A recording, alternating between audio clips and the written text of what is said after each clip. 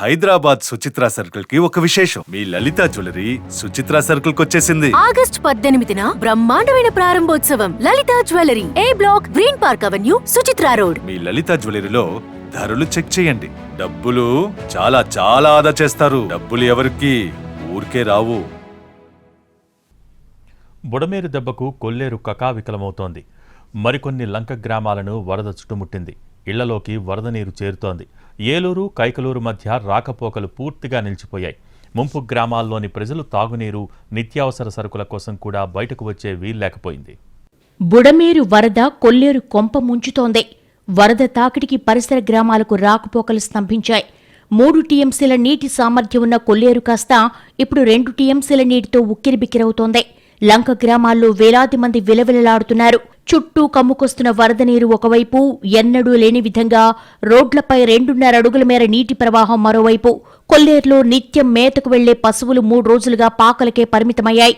చేపల వేటతో బతుకీడ్చుకొచ్చేవారు సైతం ఇప్పుడు ఇళ్లలోనే ఉంటున్నారు. గుడివాక లంక రోడ్డు వరదల్లో మునిగిపోయింది. దారులు ఏరులై ఏకమయ్యాయి. ఎక్కడ రోడ్డుందో, ఎక్కడ గుంతలున్నాయో తెలియని పరిస్థితి నెలకొంది. కొల్లేరుకు ఎగువ నుంచి మరో 3 రోజుల పాటు వరద కొనసాగుతుందని అధికారులు చెబుతున్నారు. ఇదే జరిగితే కొల్లేరుకి భారీగా ముంపు తప్పదని గ్రామస్తులు ఆందోళన వ్యక్తం చేస్తున్నారు. భారీ వాహనాలను అనుమతించడం లేదు. ముంపు గ్రామాల్లోని ప్రజలు తాగునీరు, నిత్యావసర సరుకుల కోసం కూడా బయటకొచ్చే వీల్లేకపోయింది. కొల్లేరు నీట మునిగేంత వరద బుడమేరు నుంచి వస్తూ ఉండడంతో చెరువుల్లో ఉన్న చేపలు గల్లంతు కాకుండా ప్రత్యేక ఏర్పాట్లు చేస్తున్నారు. 100 ఎకరాల్లో ఉన్నటువంటి చెరువులకు చుట్టూ వలల్ని, తడకలను కట్టి అవి ప్రవాహానికి కొట్టుకుపోకుండా కాపాడుకునే ప్రయత్నం చేస్తున్నారు. మత్స్యకారులు 2 రోజుల పాటు వాటిని రక్షించుకుంటే చాలని భావిస్తున్నారు.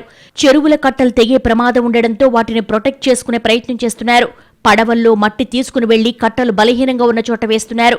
కొల్లేరు వరద ఉధృతి పెరిగినప్పటికీ ముంపుకు గురైన లంక గ్రామాల్లో వినాయక చవితి ఉత్సవాలు నిర్వహించేందుకు యువత సిద్ధమవుతున్నారు. పడవల్లో వినాయక విగ్రహాలను తీసుకెళ్తున్నారు. రోడ్డు మార్గం లేకపోవడంతో పడవల్లోనే వినాయక విగ్రహాలు తరలిస్తున్నారు. మరోవైపు కొల్లేరు నిండు కుండలా మారింది. మసకగా చీకటిగా ఉన్నప్పటికీ తెల్లటి కలువలు కనువిందు చేస్తున్నాయి. మంచినీటి సరస్సులో విదేశీ పక్షులు సందడి చేస్తున్నాయి. ఏలూరు, కైకలూరు రహదారిపై వరద నీరు ప్రవహిస్తూ ఉండడంతో రోడ్డుపైనే పెలికాన్ పక్షులు చేపల్ని వెంటాడుతున్నాయి. ఈ దృశ్యాలు మనోహరంగా ఉన్నాయి. పక్షుల సంరక్షణ కేంద్రానికి వెళితే తప్ప కనిపించని ఈ బర్డ్స్ లంక గ్రామాల సమీపంలోనే రోడ్లపైనే తచ్చాడుతున్నాయి. ఒకనాడు బుడమేరు పొంగినా, ఎర్ర కాల్వ ఉప్పొంగినా, తమ్మిలేరు ఉరకలేసినా, రామిలేరు ఉధృతంగా ప్రవహించినా, కొండవాగులు పొంగినా ఆ నీరంతా కొల్లేరు వైపే పరుగులు తీసేది.